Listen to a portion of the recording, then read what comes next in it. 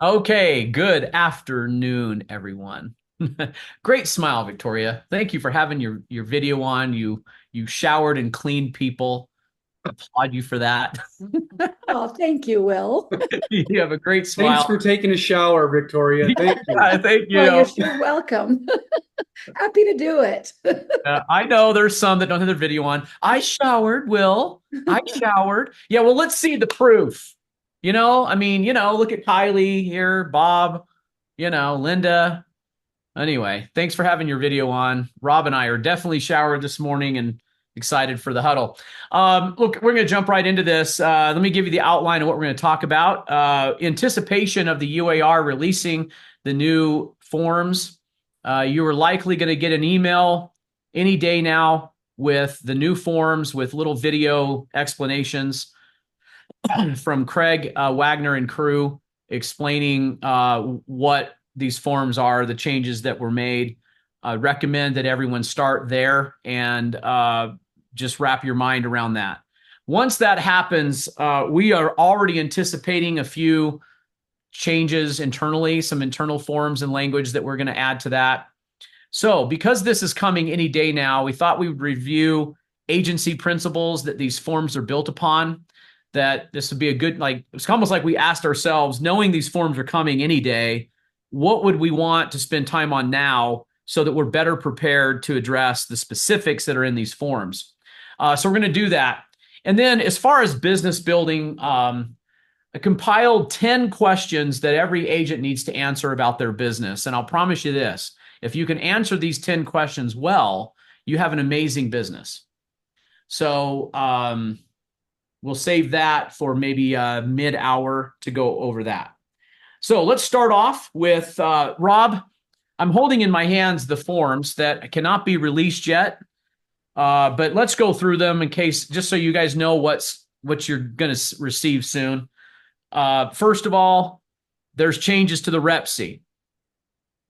Okay, so there's going to be a paragraph in the rep C where we address real estate commissions inside the rep C. I know, can you believe we're here? For everyone Well, who's been in the business a just long period of time, well, uh, just yeah, as an FYI on that one, yeah, we believe there was going to be changes to the yeah. Rep C. It's been submitted to the division. They passed it on to the Attorney General, and assuming that they authorize it, then yes, there will be a change.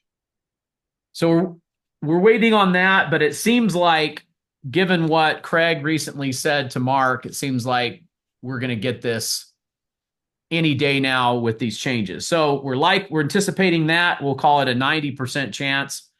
I have the buyer broker agreement, which is almost entirely different, especially the front page.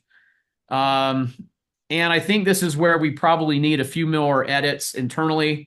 So I've got that one. And then there is a real estate payment addendum, which is slightly modified from what we've had before. And then a real estate compensation addendum.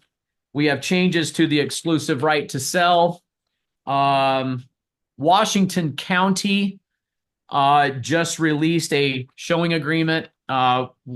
Save your opinion on the good and the bad of all of that, but nevertheless, that's probably going to make our discussions coming up.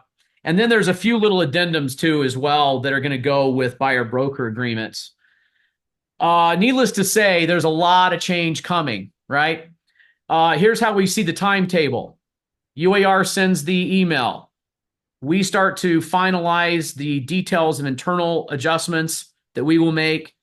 We anticipate the week of the 30th through the 2nd of August that we will do 3 in-person classes and 1 Zoom. Wasatch back, Wasatch front, and St. George. So what about Moab? What about Logan? If I could have my cake and eat it too, I would be there as well. I'm welcome. I'm happy to come if I'm welcome to drag Rob and Mark along with me. We could certainly do those in person, but the Zoom option is available for the entire company if you can't make it. Okay, so that's why we're going to talk about agency today, is because We've got a lot coming. So I think it's very, very important that we're clear on the difference in a client and a customer and the duties that we owe each. Okay. So I'm going to start us off with a question for everybody. Grab your chat. And the first question of the day is, what are the duties that we owe a customer? What duties do we owe a customer? Let's see if we can get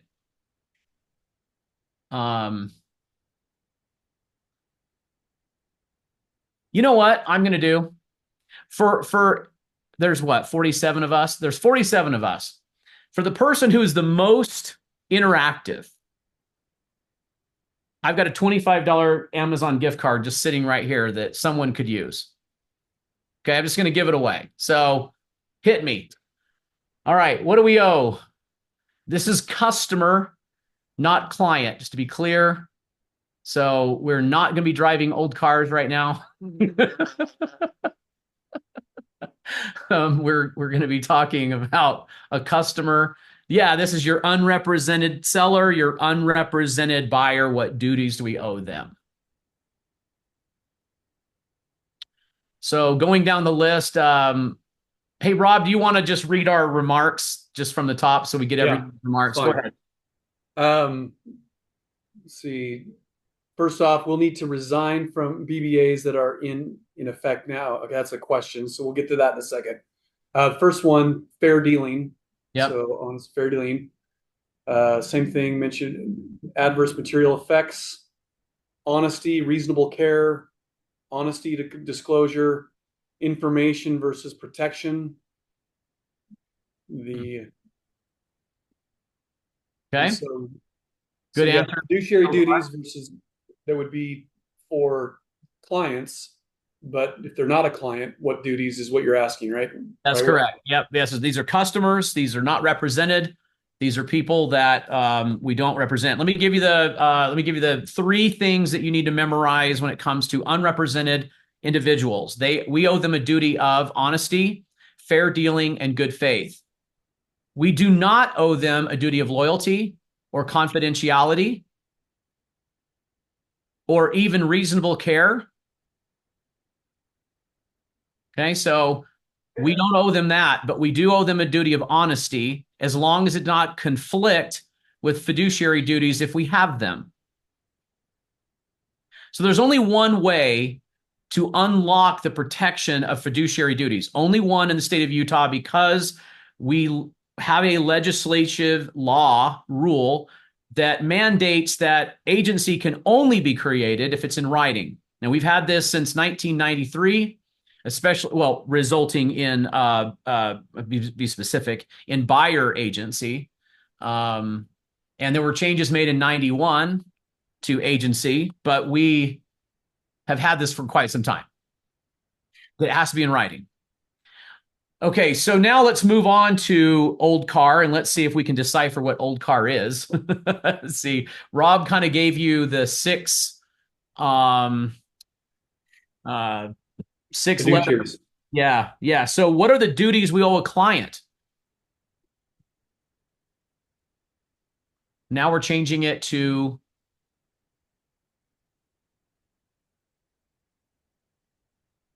what are the duties we owe a client? No Googling for answers. Joe's watching your search. Tell him, Joe. Tell him you can see that they're Googling the answers. I may or may not be able to see everything that's being Googled every time, everywhere, from the point of view of Bigfoot. Yeah. Okay, Kimberly, she put out there, obey, so obedience, loyalty, confidentiality, accountability, it's kind of accounting actually, and reasonable care, disclosure. Yeah, and Kylie, boy, good answers, you two. Yeah, good answers. I'll tell you. So, Rob, why don't you explain what it means to obey? Let's just take one of these one at a time. Yeah. So, remember, any of these fiduciaries apply when it deals with lawful requests. So, you're talking about obedience. where did I just give away something, a direction you were going with that? Is that? Oh, I'm just laughing because you just took me back to Stringham. Oh, all Because right. this is our days at Stringham, and the way we would teach this obey is lawful instructions, and I Lawful think it was instructions. actually So in the book. So exactly. that's why I'm smiling, Rob. So what's meant by that is we have an obligation to obey any legal um, ask from our client. But anything that's unlawful, we don't have an obligation to obey. So, for example, let's say you're at a listing appointment and it's in March, April, or wherever they're at, and they know that it rains a lot during that time of the year, and they say, "Hey, we got to get this home sold quickly because when it rains, the roof, it's like it's singing in the rain inside my house." But I don't want to disclose that, so I'm telling you not to say anything about it. Well, that's not a lawful request. So that's something now that, and it's actually a material fact that we now have knowledge of. So we would be obligated to disclose it. But so that piece of obedience, I wouldn't be obligated to honor that request. But if they, let's say that it's a husband and wife, a spouse, and only one of them are on title, and the person on title said, "Hey, I don't want you to discuss anything about this transaction with the other party, the other spouse." Well, if they're not on the transaction, then even though they might be married, that would be a legal request, and then that we would have to obey that. So if the other party came and asked, "Hey, what are your plans to sell this house?" I'm sorry, I'm not obligated to disclose that information to you. There you go. Okay, so the issue of loyalty, I'll take the next one, is putting the needs of the client above the agent's own needs, and that we're loyal to them so that they're the priority. Please don't misunderstand that our ability to put them first means that we don't get paid. Okay, so I think we sometimes get the wires crossed. Well, I did what was best for my client, and then that meant we don't get paid. Yeah, that's not the expectation. We're dealing with business transactions that no matter what your interpretation of the outcome of that is personally, the client's loyalty trumps all of that. That's what that rule is about. So, Will, if you and your client have an interest in the exact same property, how would you handle that? You can't have a client you have interest in another property. You just can't. So you're either going to extricate yourself, which is a surgical term. We're going to provide surgery for you and remove you as the agent, or you're going to not buy the property. That's it. Yeah. Or there's one more thing. If you have interest and you at least, hey, so if you were the client, Will, I know that you're interested in this property, so am I. I want to make sure that, but you have the opportunity to have it first.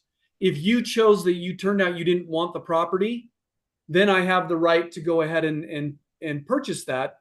But I want to make sure that I have covered very well. Will, you have the opportunities for the property. And if you are rejecting it, I want you to know that I'm interested in that property. Do you want it or not? Yeah. And if that's the case, that's totally fair. Oh, okay. You just spawned a thought, and I know. Look, we're all adults, so you can't just keep. We have to entertain ourselves. So, do you guys mind if I bring out the funny in this? You guys okay? They're all muted. Yes. Okay. So I'm 16 years old. I've got a stepbrother who's 16 years old, and I just was talking to him about dumping my girlfriend. And he says to me, "Oh, well, can I date her?" And of course, I'm like, I don't care. That totally backfired. So we created a new rule in our house in our high school time that if you ever dated a girl, ever, okay, the sibling cannot date that girl. It You won't must not go have gotten well. it in writing. Yeah, it just won't go well. I don't care what you think, it just does not work out. And so it was funny. You just reminded me, like, my stepdad set this rule with us. All right, you two, I'm sitting you down. We got to talk about this. Here's the deal. You date her? Okay. You can't date her. You can't date her. It's off limits. You good? Okay. So anyway, yeah, you have an interest in a property. We can't do that. Okay, all right. Hope you smiled and laughed over that. Let's move on to the next one. So the issue of disclosure is the disclosure of interest. The state of Utah has been repeatedly, and matter of fact, we have a disciplinary action about an agent who had interest in a property. He did disclose it, however, but he ended up harming the transaction because it was an FHA loan. But before I drop into that, this has been an ongoing challenge for the state. Real estate agents who have any interest in the entities in which they represent, not only do they have a duty to disclose, but there's been some twists to this. Like, well, here, I'll just pose it in a question. Would there be any problem for you to loan your client money and then have a lien on that property in which they pay you back? And then you represent them as a seller? How would that be a problem? And if it is a problem, how is that a problem? Why would that be a problem when it comes to this issue of disclosure and interest, or interest in a property and agency? How do agency and interest collide? Why can they be how can they be at odds? So Kristen's saying, yes, you now have interest in the property. Yep. Well, someone would suggest, well, yeah, I represent me and I represent them. We all want best price. We want the best net. We want the best outcome. How is that any different? How are their needs different than my needs?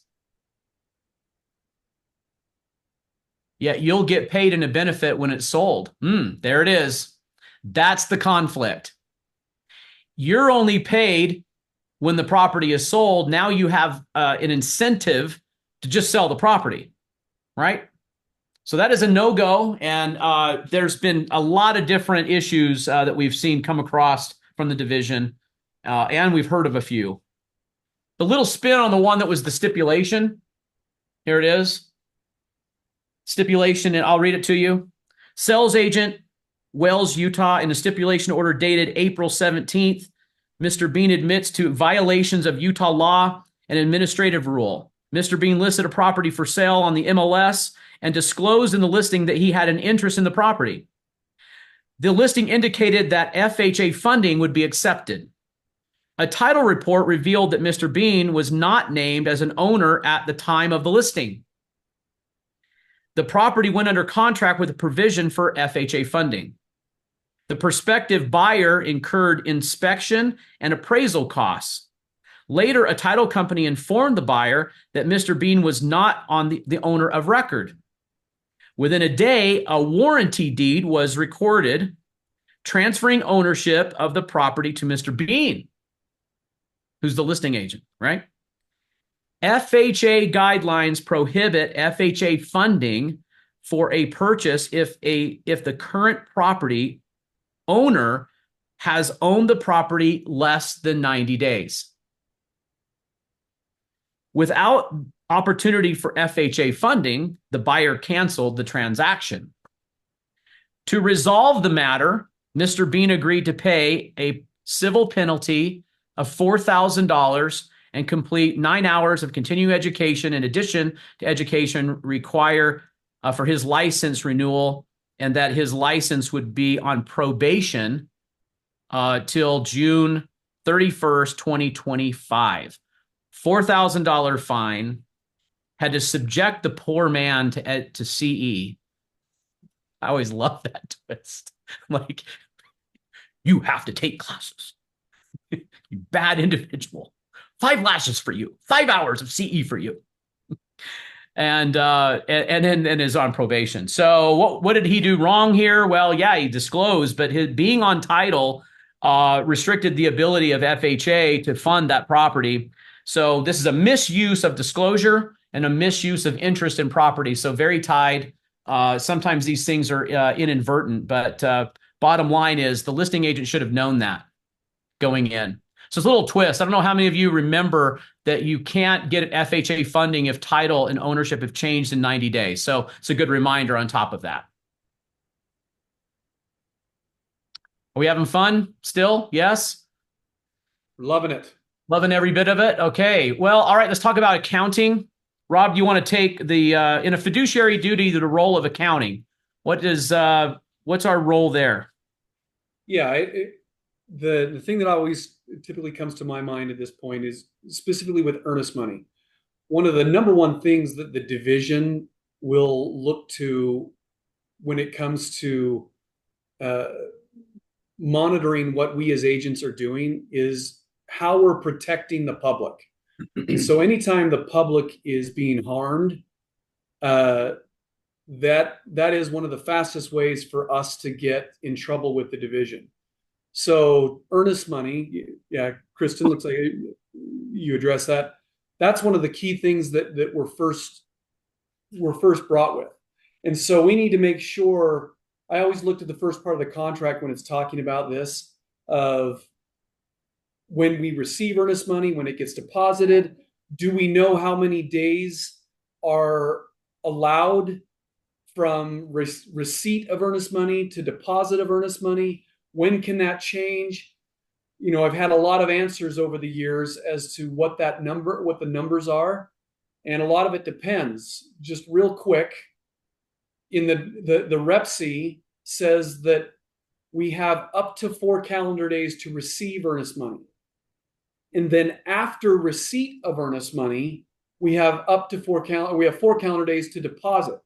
So depending on when we receive the earnest money tells us how long it will actually take for that earnest money to be deposited. So the maximum number of days, according to the contract, are 8 days to receive and deposit into the brokerage trust account. But if the agent received the earnest money day one after acceptance, well, okay, so day one's to happen, and then that was received, then it'd be 4 days after that, calendar days. In that scenario, the total number of days would be 5. So understanding the contract, making sure we know what we're doing is a key thing of dealing with accounting on that. Yeah, the way we see this one come across is there's a lawsuit in which the attorneys get involved, dig this one up, and find out that there was negligence on the part of the agent and or brokerage, and we did not meet the obligation of the contract, therefore making one of the parties in default, like the buyer. And the buyer goes to exercise their enforceability of the contract and can't, because the buyer defaulted by way of their agent not accounting for the money appropriately, like Rob described. Okay, that's how that comes about. Okay, so we go and try to enforce a client's position in the contract and find out that the agent was negligent in their duties, causing the contract to become in default and then unenforceable. Then the attorneys turn their attention to collecting damages for the client around that negligence, which brings us to the next one, which is reasonable care. How would you define reasonable care, Rob? Trying to remember what how it's stated, but reasonable care. There isn't anything that is defined that says, "Hey, you must do this within 3 days. You must do this within we have to be taking a reasonable approach, and the courts often define things as a reasonable individual. Would a reasonable person look at it this way? So that care that we have to provide is within reason based on a legal description. So if there are dates that we have to follow, we have an obligation to follow those dates precisely. Outside of any of that, we have to make sure that we take effort. The basic one example that comes to mind here is, let's say somebody approaches me and says that they want me to represent them. Well, I have to make a reasonable effort to find out if or establish if they already have an agency relationship. So one of the questions I ask, okay, are you already represented by another agent? No. And some agents may leave it right at that. Well, I don't believe that's enough of an effort. I need to follow up with some additional questions. Okay, so you don't have anybody. Have you signed a buyer broker agreement such as this? No, I haven't signed anything. Okay, have you toured any other properties with anybody else? So that definition of reasonable care, this is an example of how that can apply. One question may not be considered reasonable, but 2, 3, 4 additional questions help support that reasonable effort. Yeah, I think this would end up being kind of a panel of our peers defining, or attorneys would dispose other or depose other other agents to find out what reasonable care is expected from, you know, a real estate agent. Like, would the average reasonable care duty rise to this level? And if so, then we're good. And if it didn't, you know, we're in trouble. There are a lot of lawsuits that will include lack of reasonable care. If we were negligent in something, we lacked reasonable care as well. You know, so look, I'm going to bring, if you're getting a little tired of reviewing fiduciary duty, let me tell you why this all matters. Are you ready? Showing agreements are upon us, whether you like them or not. They're going to happen. And what you're used to doing is you're used to either anticipating a buyer broker agreement with a person you're showing a house to, or you already have one. And the showing agreement specifically says, I am not your agent. I do not represent you. You have no protections. Everything we just said about the fiduciary protections to a client do not exist to anyone you show a house to with a showing agreement. How can this be harmful? Well, I owe no duties of confidentiality whatsoever. So anything I find out about this potential buyer could be used against them. And I, in theory, cannot be held against me as the showing agent. This is very harmful to the public because I think we act and anticipate that we will represent them. So I look, on the surface, I'm not a big fan of showing agreements. I first of all, from even a business standpoint, I'm looking at all your faces and know your backgrounds and what you're. Look, you guys are amazing professionals. Okay, so are you gonna show property with no commitment from the client? Are you gonna work for a client with no commitment? And it could come down to that. All right, I think it's gonna be easier with your center of influence. It's gonna be harder with people you don't know. I understand that too. So I think this is what's going to be, you know, this is the new world we're just about to slip into. Forms are coming. August 17th date is coming. MLS changes will happen very soon where BACs are removed, or BBCs are removed from the MLS. Okay. You're going to start having to call agents to find out if there's a compensation. Okay. Who knows what we're going to get with those calls? Okay. Who knows what kind of agent's been educated, uneducated? Who knows what we're going to get? Okay. They're not all at Berkshire Hathaway. So not to, you know, pat ourselves on the back here, but let's be clear. If everyone was educated like Berkshire Hathaway, we wouldn't have near the problems we have. Sorry, that's how it is. Okay. There's just a lot of rogue hobby agents in our industry. And I don't know what you're going to get when you pick up the phone and call that agent and say, what's the compensation? So we're going to be prepared for a lot of different avenues on this. We've been talking for quite some time about how important it is to represent the value of a buyer's agent on many fronts. Listing agents need to educate sellers. The buyer guide, I hope at this point you mastered it. If you haven't, please make that a priority to understand the structure of the buyer guide. It is the scaffolding in which you can go a number of different directions on that buyer guide. We've talked ad nauseum almost at this. So please make that a priority if you have not yet, because the time is upon us. Okay. So I want you to be able to educate your clients on how, yeah. And Bill, thank you for reminding me of that. If you're acting like someone's agent, then we could see lawsuits in which an attorney brings a claim that says, well, yeah, there was just a showing agreement. Yes, I know what we signed, but my agent, this agent continued to imply that they had a duty of representation. Now, that's going to be a difficult argument, but it can happen. And I think the problem is the agents just yet don't know how to change their thought process and their actions. Yeah, this is, I mean, there's even compensation in the Washington County, and Bill, you're in Washington County. Okay. So you know, well, I'm not sure how they all came to the conclusion that they're just going to release this thing, but let's be clear. They're the only MLS in the state that did it. Okay. So they went out and just did it by themselves. That's usually not a really good practice, but this is the world. So they already did it, right? Yeah. It's upon us. They did it, right? They released it. So now we have to cope with it, whether you like it or not. And, the showing agreement, even though it says it has compensation in it.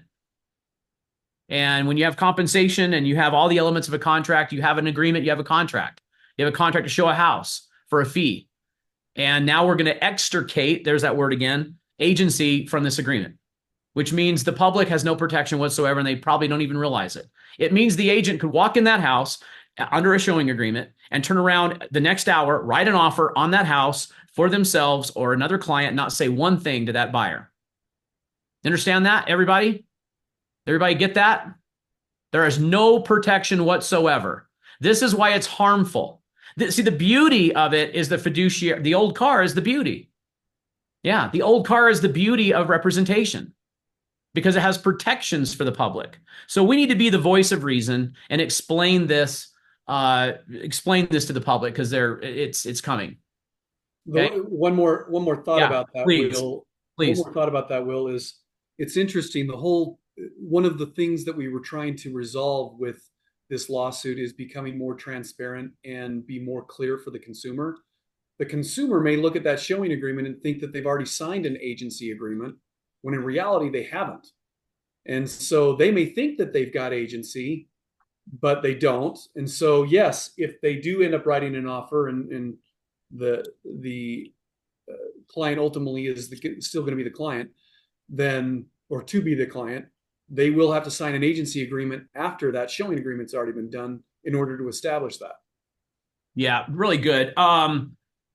I think you're right. I think they don't understand it like we do. Look at Sandy's question. It spawned a thought. Two agents, one buyer. Interesting, right? But it spawns a thought. Do we have an obligation as listing agents to verify they either had a showing agreement or a buyer broker agreement before we allow them to show the property?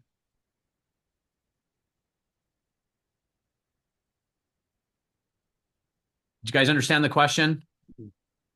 You just got a call. Nicole, can I show your listing on Oak Ledge Drive? Okay. Do we have a duty to say, hey, do you have a showing agreement or a buyer broker agreement before I schedule this? It seems like everybody's on the right page here. No, that's not we don't have an obligation to do that. And we also don't have to have showing agreements or buyer broker agreements as listing agents to show our property that we have listed. We can show it to anyone we want. It's not these showing agreements and buyer broker agreements are not pertinent to listing agents. The changes, frankly, from NAR had nothing to do with listing agents. Okay, so you're right on that, guys. Nice job. It's not our duty to verify that. Frankly, I think it harms our seller, but more to come on that. We'll see how this all shakes out. Yeah. Kimberly asked a question. Yeah. Basically saying essentially procuring cause is no longer irrelevant. The answer to that is correct. There is no procuring cause once the compensation is removed from the MLS. Yes, that's correct. It's a big shift, guys. There is not going to be arbitrations that one brokerage owes another brokerage compensation. There'll be arbitrations that sellers agree to inside the new exclusive right to sell and the new buyer agreements where clients have promised to pay and they don't. So yeah, we'll have arbitration, but it's not over procuring cause. Procuring cause, all its detail has just been deleted. Yep, it's gone, Bill. It's right. It's gone. It's deleted. There's no to and through. There's no who wrote the offer. There's no who collected the earnest money. There's none of that.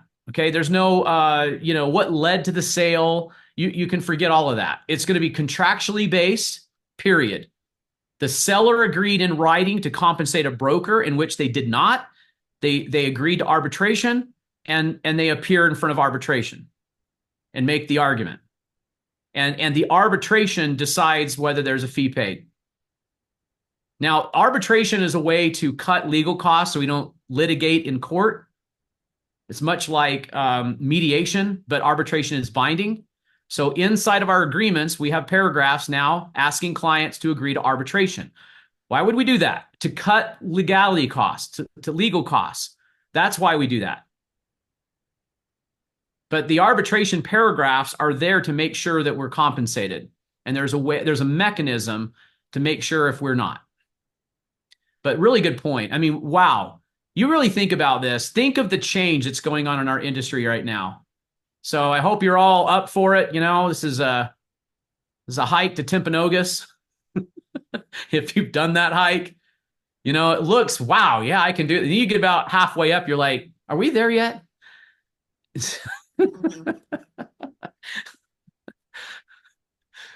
I did a hike on Saturday and was reminded myself that how out of shape I was.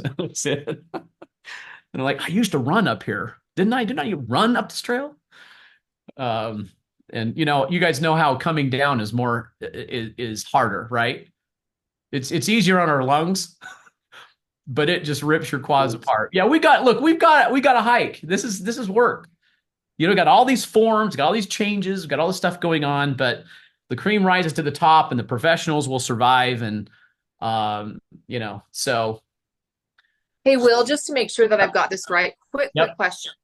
Yep. So somebody asked me to show them a property, and I show the property. Let's say that it's, these changes are implemented. I show them the property, but I can only show them if I have either a buyer broker agreement or am using a whatever they just released list. The showing agreement is what you're talking. Yeah, a showing agreement, right? So at Berkshire, are we going to be able to use a showing agreement if necessary, or are we not going to show those properties and just say, look, we need to meet at the coffee shop first in order for me to show this? Because I just showed a property to somebody who asked me to show it, right? Because we're not there yet. And I talked to him about the buyer broker, and I brought them the buyer packet and everything, talked to them about it. And after this whole conversation, they're like, well, we have a relative that is an agent, so we're just going to go ahead and use him. And I was just like, shoot me in the head now. I just wasted an hour of my time. Very frustrating. Yep. But they deceived me. Yep. They deceived me outrightly because I was talking to the daughter, and then the mother, it came with her. Yeah. And it was very deceptive, and I was ticked. Yeah. But so what do we do? In that situation, this is where having this requirement is a good thing for agents, because if we make sure that we follow through with it, we actually now have some protection for ourselves. Yeah. Right. I like it. Yeah. I like it. But I guess the thing I'm trying to get my brain around is, okay, let's say that somebody, it's so hard. Somebody shows a property, right? Because it used to be procuring cause, and now that's gone. So I showed them that property, but now they're going to go and have their brother write the contract, right? Well, let's say that those rules are instilled. I wouldn't have shown that property. I would have saved my time and spent it with my family instead of wasting it to risk trying to get a client. Exactly. That's exactly right. Under the old rules, you could make the statement that I was procuring cause. They swooped in and got the commission. We could have at least made an argument. There is zero argument to that now. So holding the buyer broker agreement, just, this is the benefit of coming to Huddle. See, Rob, what you learn is you got to give everyone on Huddle first dibs. And then they keep coming back. See, they go like, hey, I didn't hear this in sales meeting. Nope, you didn't. You heard it on Huddle. But I'm looking at paragraphs 1 and 1.2. Here's what we would suggest in Kim's situation. In order for me to show you this property, we have a couple of options. I can represent you on just the one property, in which I would just write in the address of that property, 123 Oak Ledge Drive. Or I can say it's for, 5 days or 1 day even. I mean, it has the space for you to have a short period of time or a property only. Now, if someone objects to that, then maybe we should think about how they're using you, right? Well, Bill brings up a great point. A lot of this, before we're putting a contract in front of them, Yes. this is where we have that reasonable care of helping ourselves. We got to ask certain questions. Yep. Are you already working with an agent? No. Do you have an agent that you plan on working with? Aside from, actually, I would say, are you wanting to have representation? Would be the second question. And if they say yes, do you have an agent in mind? Or if I'm going to be showing this property, the expectation is that we would be working together. And so we ask those questions. So then, as Will was talking about, when we put that contract in front of them, then it makes more sense. And if they're hesitant to want to sign anything, again, I get it. This is an adjustment from what we're used to, trying to establish history so we both know that we're a good fit for each other. But at some point, we're going to have to be a little bit more forthright so that we don't waste our time and get burned, and that we're doing what's expected of us. Yep. Yeah. Look, back to this, you spawn another thought. If the buyer goes and looks at the property with the listing agent, can I buyer broker them after that and write the offer? Absolutely. There's no procuring cause. Hey, listing agent, you just spent all your time showing this buyer. Are you going to earn the BAC, the BBC? Only contractually. There is no procuring cause. Wow. Everyone's going, oh, this new world. Yes. I'm sorry to beat this to death, but this situation, so sometimes there's 3 or 4 decision makers. This situation, I asked all those questions and I was talking to the daughter. So when I said, who else is going to be there? And she said, it's going to be me and my mother-in-law and my boyfriend are going to be buying the house. We changed our mind of how we want to do this. So I'm like, okay, will you please give me her number? Because I wanted to talk to the mother because I knew she was going to be the decision maker. Well, she kind of danced around. I have on text message, like, I want to make sure that, when I meet you and show you this house, I didn't want to waste my time, essentially. And they totally wasted my time. So when there's 3 decision makers, right, then because she was doing it deceptively. She said, if you want, the mother said, while we were in the house, after I vetted through the daughter, who was like, I don't have an agent. She was looking at new builds first. I don't have an agent. I would love to work with you. You've been so helpful. Then I meet the mother. The mother's like, oh yeah, if you have anything that you want to send, then send it to her. And I'm sitting here going, are you going to waste my time or not? So when there's 3 decision makers, maybe I just need some coaching on how we're going to work through that, because I was trying to do it up front, but they were being very deceptive. Yeah. I think the hardest presentation is going to be when people, you don't know them. They're not going to understand what agency is. And they're in a hurry to go see a property like today. Like, can you show me a property like right now? That's going to be the hardest scenario for us, because if we say things like, well, do you want to be represented? They don't even know what that means. So, and I think this falls in that we as agents, we have to start setting our own standards on stuff. One of what I used to do that, meet them at the home and try to show the property to establish that work, willing to do all this stuff. And my success rate of converting those was pretty low. So then I basically just said, you know what? I'm going to set a standard that my goal wasn't to go show the property. My goal was to get them into the office. And then we sit down and go through a buyer presentation. And if people didn't want to do that, there's probably a good chance that they weren't going to buy anything with me anyway. So I just dropped it right then. But the ones that came into the office and actually we sat down and went over a presentation, that's when I got the buyer broker agreement signed. The conversion ratio is off the charts. So we just have to start setting new standards than what we're probably used to. Yep. Yeah, we do anticipate showings going up for listing agents. We do anticipate attempts at unrepresented buyers. I hope that you understand specifically what an unrepresented buyer is giving up. Like I can't pull comps for you that justify anything less than list price. I cannot negotiate during due diligence once you've done your inspections. I can't warn you of deadlines that your earnest money has become non-refundable. Okay, and when it comes to writing your offer, I can only write what you want me to write.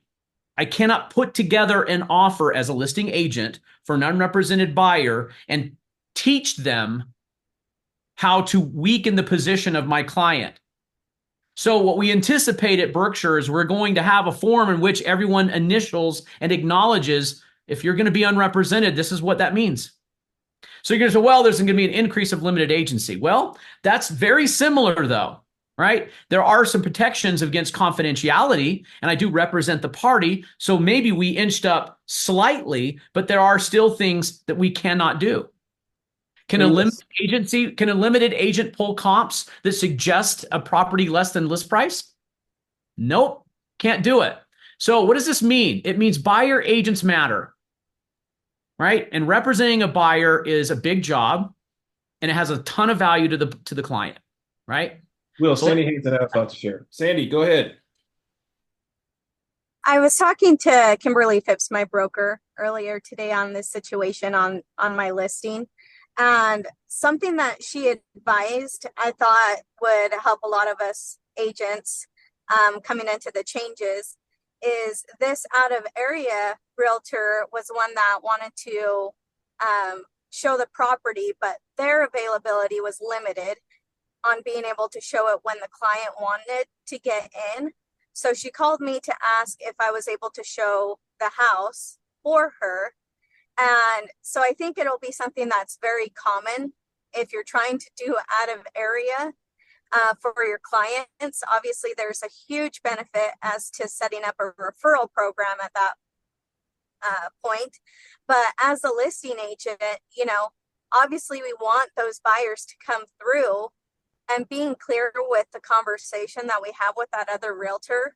Like, I understand all of our schedules have to be flexible. We want to do what's in the best interest of our client, but having that clear expectation of, yes, I can get your buyer in to see it, but understand that this is the one time that I'm going to do this for you. And if you're going to be writing an offer on this property, then it's expected for you to take the reins from that point on and be a part of meeting your client for the inspections or for whatever walkthrough is done at that point, so that we don't get taken advantage from the listing side. And then also understanding from the buyer's agent perspective, like, yes, it's our job to show it, but if you're going to be out of area, then you also got to be playing your part when it comes to if we go under contract. Yep, good advice. Kim's a great broker. It's good advice. I like it. Yeah, listing agents, be careful in the weeks to come that you're also guarding your time. Yeah, because it's possible that you're being taken advantage of too. So we need to ask those same questions. Do you anticipate using a buyer's agent? If you do, then go ahead and have that buyer agent schedule the showing through me. So it's like kicking them back to the agent they intend to use anyway. And you're thinking, well, why don't I just sell my own listing? It's good for my seller. I understand all that. But we're entering a new world here, and I think we need to start asking some questions of the intention of the people we're working with. And it's really good advice. Okay, we're coming down to the end. I wanted to give you some business building tips.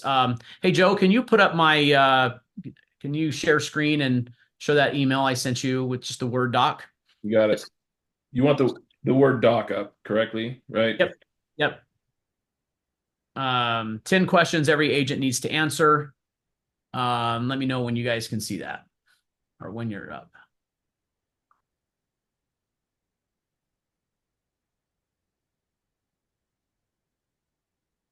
Scott saying, will it be enforced? Yeah, I think we're entering a time here where, we're trading our services for what we agreed to in writing, and very much like we do with our sellers. And if our seller sold a property and then refuses to pay us while we had a valid agreement, then we intend to enforce that.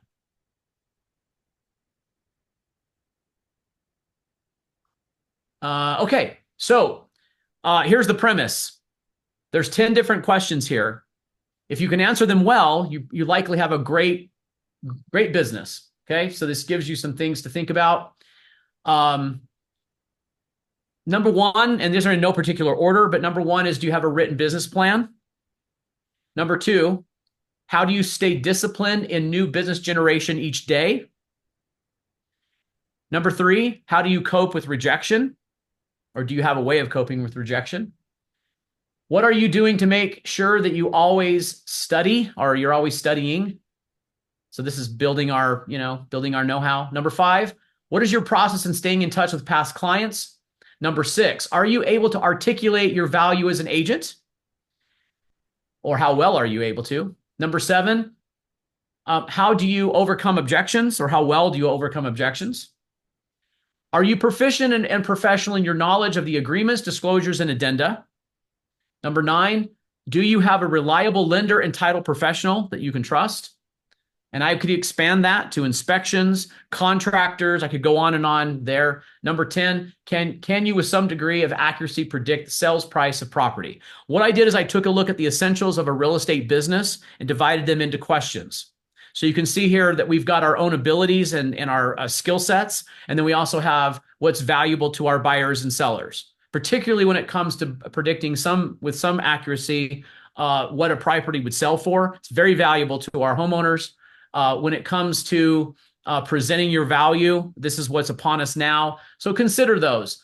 Joe put them in there. Go ahead and open that up, save it. You can modify it if you would like. You can answer it. It's a Word doc.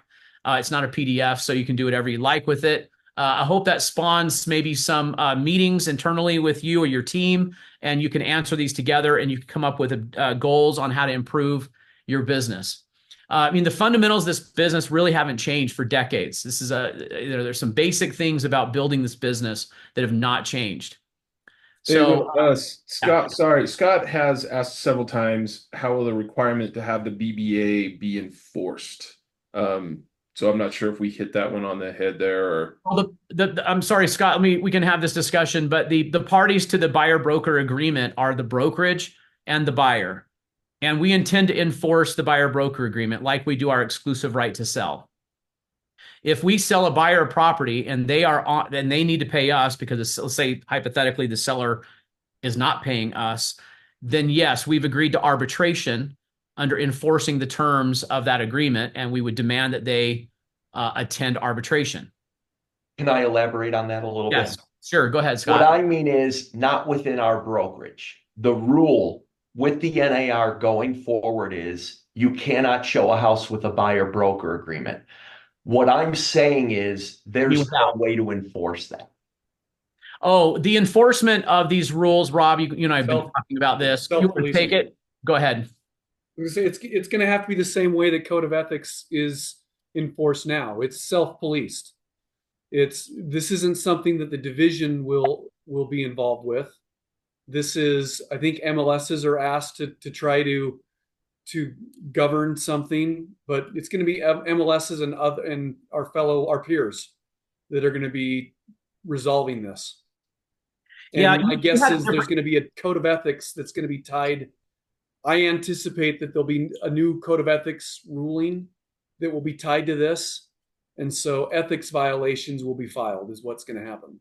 Yeah. And the stipulation says the MLSs will be charged with the enforcement, But Rob, you brought up a scenario. Go like this. I liked your scenario. So agent number one is contacted by a buyer to show a property, and they just show the property. No agreement, no nothing. Okay. The same buyer calls another agent and says, hey, could you show me a property? And that agent says, oh, I have to have a buyer broker agreement or a showing agreement, whatever it is. I have to have an agreement before I can do this. And that buyer says, well, Rob Oakey over at Berkshire Hathaway, he didn't require that. Sorry, I just made you the bad agent. I'll take it for the team. Yeah. So, and then we have the complaint. That's how this is just, if I have to play by these rules, everyone's got to play by these rules. Sandy Hansen just sent me in Idaho what the MLS in Idaho did. And I don't have it right in front of me, but I thought it was interesting that this particular MLS looks like they are going to make a profit center out of violations. First fine, $250. Second fine, $500. Third fine, $750. Reinstatement fees, probation of membership.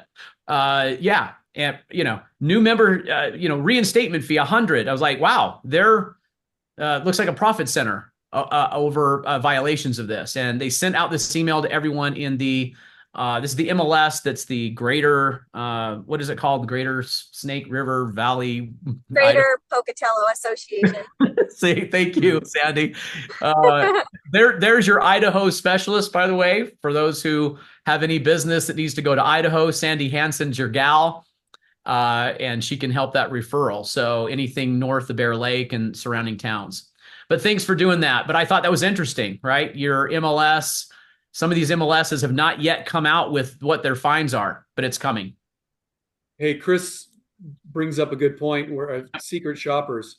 Who knows? I would anticipate all of the above. You may have the DOJ, you may have attorneys that are looking for lawsuits, sending out fake buyers and trying to find out if agents are following this process so that they can justify their cause.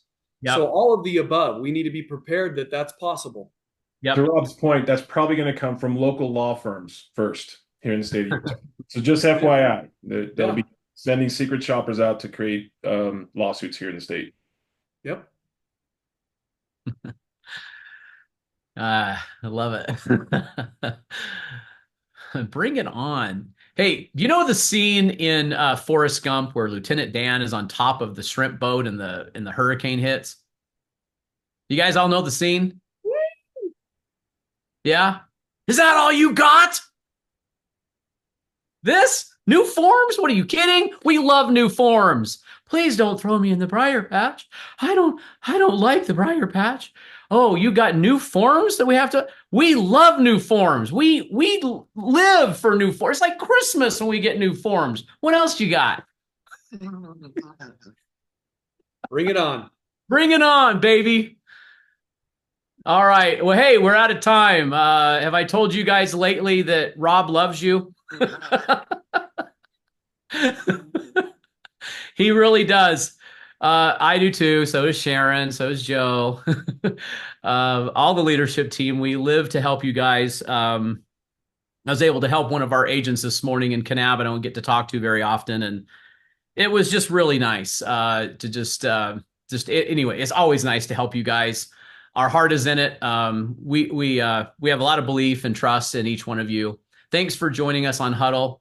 Go out there, find someone to help because they'd be lucky to have you. Believe me, they would be very, very lucky to have you on their side. So thanks again for joining us, and have a good, positive rest of your day.